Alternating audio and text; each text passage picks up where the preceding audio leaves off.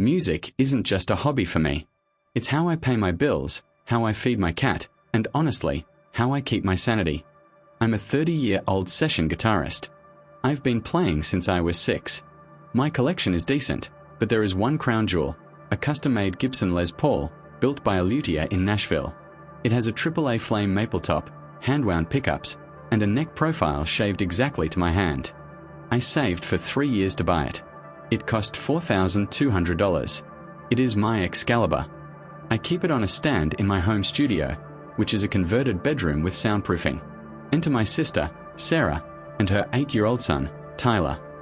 Sarah believes that Tyler is a free spirit who learns by touching. I believe Tyler is a tornado with sticky hands.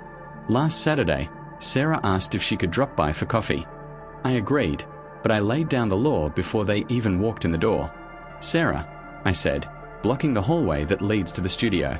"The studio is a no-go zone. I have client gear in there. Tyler cannot go in. Period." "Relax, Op," Sarah laughed, pushing past me. "He knows better. He just wants to see your cool guitars." "He can see them from the doorway," I insisted. "But no touching." Fine," she waved me off. "You're so uptight." We went into the kitchen. Tyler was playing on his iPad in the living room, or so I thought. I made coffee. Sarah was telling me about her new yoga class. It was peaceful for about 10 minutes. Then I heard it. It wasn't a strum. It wasn't a chord. It was a sickening, wood-splintering crack, followed immediately by the chaotic espionage of 6 steel strings snapping under high tension. It sounded like a gunshot inside my house. I dropped the coffee mug. Hot liquid splashed onto my socks, but I didn't feel it. I sprinted down the hallway. "Tyler!" Sarah called out lazily from the kitchen. What was that? I reached the studio door.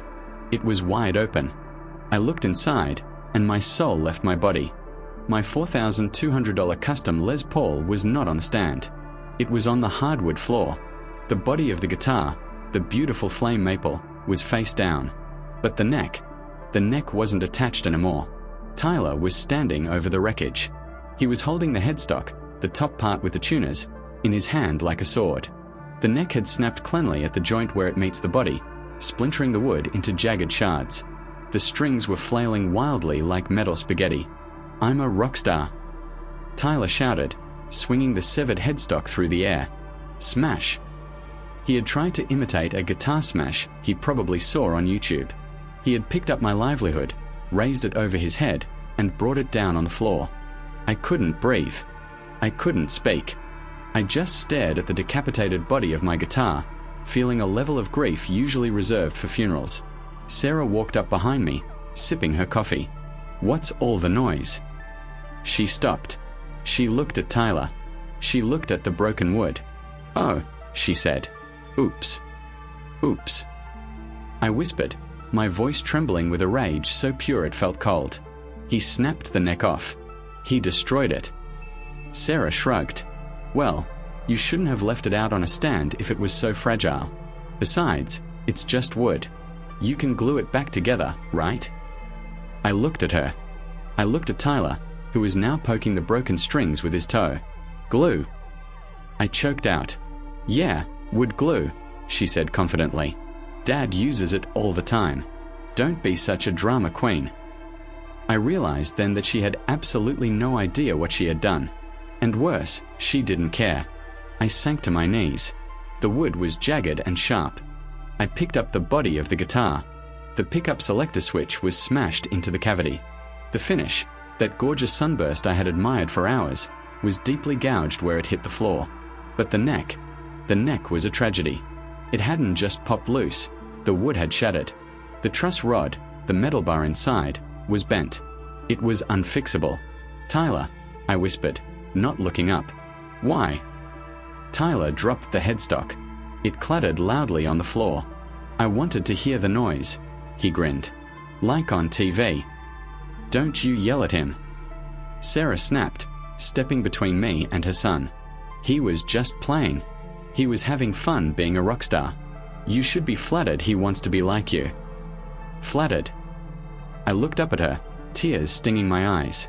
"Sarah, He destroyed it. This isn't a toy.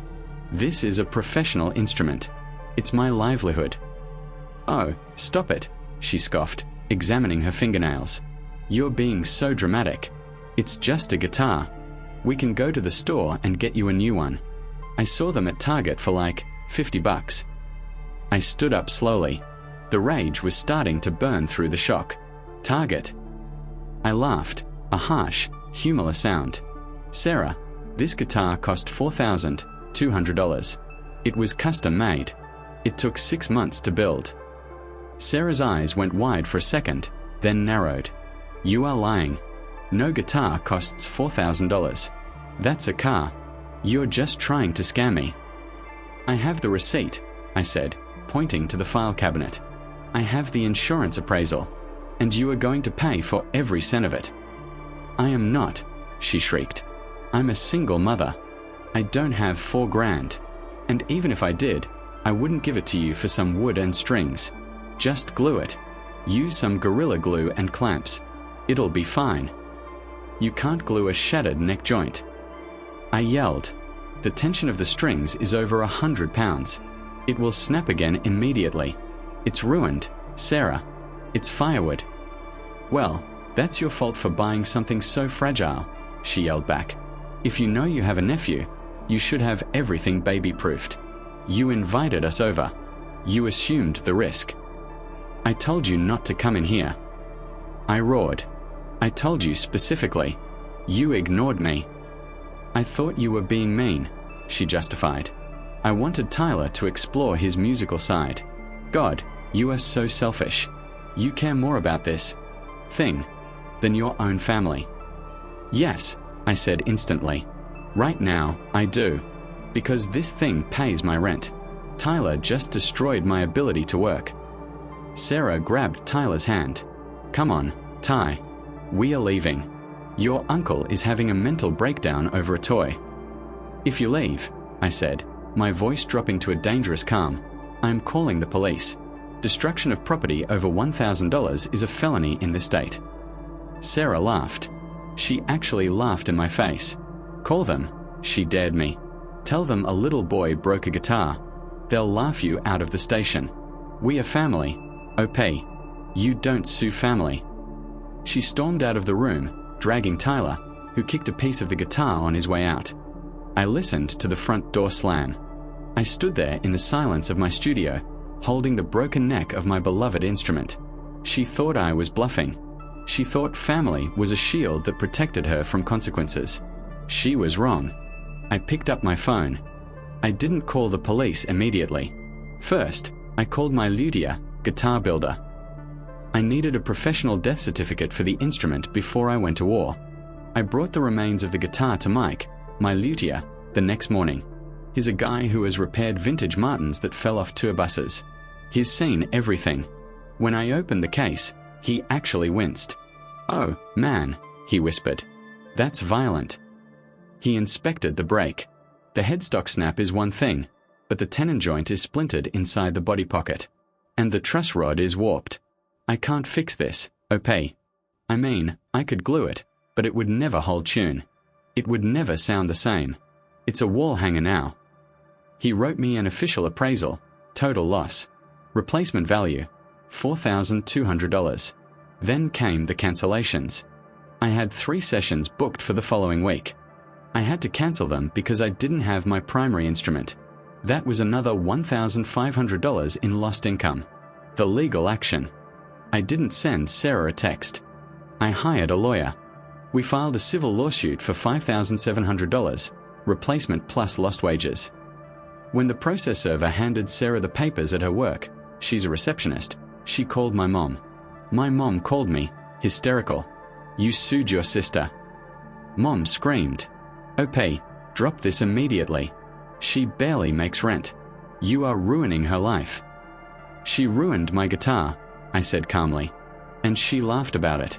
If she had apologized, maybe we could have worked out a payment plan, but she told me to buy one at Target. She's family. Mom cried. Family doesn't destroy your livelihood, I replied. The court date. Sarah showed up to court without a lawyer. She wore a nice dress and brought Tyler, trying to use him as a prop for sympathy. The judge ordered Tyler to wait in the hall. "Your Honor," Sarah said, using her sweet voice, "this is a misunderstanding. It was an accident. My brother is just greedy. He's trying to upgrade his equipment on my dime." My lawyer handed the judge the appraisal from Mike. He handed him the receipts from the studio cancellations. He handed him the photos of the severed neck. The judge said, looking over his glasses. "The plaintiff uses this instrument for work. It is a tool of his trade. Your son entered a restricted area and destroyed it. The law holds parents liable for the negligent supervision of their children." "But it's just wood." Sarah snapped, her mask slipping. "It shouldn't cost $4,000. "The market dictates the price, not you," the judge said. The verdict: judgment for the plaintiff in the full amount of $5,700. Sarah turned purple. "I can't pay that.